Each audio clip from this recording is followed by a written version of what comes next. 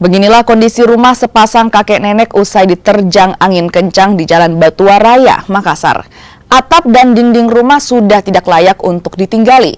Bahkan, rumah ini kini hanya ditopang oleh sejumlah bambu agar tidak roboh dan menimpa rumah yang berada di sampingnya.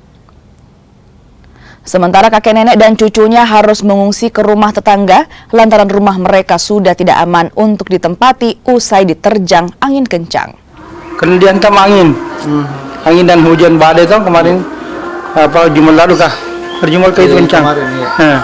Hari Jumat kencang terus goyang sedikit baru hantam angin kedua, maka dia jatuh sampai tiangnya patah.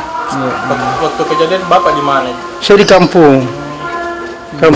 Berarti tidak ada yang ini Padi yang korban apa segala macam? Tidak ada korban, tidak ada. Alhamdulillah. Kebetulan lagi kosong kan?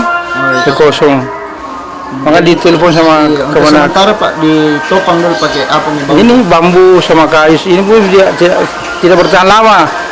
Maka saya usahakan tadi bisa bakal carikan bambu yang panjang itu supaya saya bisa tombol di atas supaya lebih kuat lagi.